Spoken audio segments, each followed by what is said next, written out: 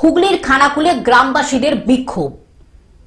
হুগলির খানাকুলের পূর্ব রাধানগরের নদী গভীর না করে বাইরে থেকে মাটি এনে তাই বাঁধ তৈরির দাবিতে রাস্তায় টায়ার জ্বালিয়ে গ্রামবাসীদের অবরোধ। পূর্ব রাধানগর থেকে ছত্রসাল 2 পারে পাকা অথবা শাল ব্লোন্ডার দিয়ে বাঁধ নির্মাণ করতে হবে।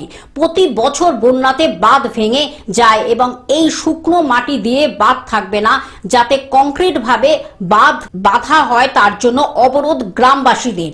তারা ছেলে মেয়েদের নিয়ে কোথায় যাবে, কি করবে, তার জন্যই তারা অবরোধ করছে। আমাদের আবাসের জায়গা নেই, আমরা কোথায় যে থাকবো?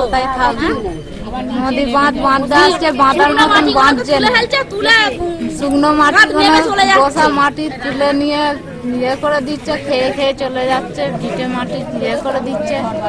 আমরা সেই জন্য পত্র অবরোধ করেছি। আমাদের দাবি যতক্ষণ না মানে আমরা ততক্ষণ পত্র অবরোধ চলবে না। হুগলি থেকে কৌশিক ঘোষের রিপোর্ট, গ্লোব নিউজ। এখন থেকে গ্লোব টিভি দেখুন আপনার স্মার্টফোনেও। গুগল প্লে স্টোর অথবা অ্যাপল স্টোর থেকে ডাউনলোড করুন গ্লোব টিভি লাইভ অ্যাপ। এছাড়া জিও টিভি অ্যাপ থেকে দেখুন গ্লোব টিভি লাইভ।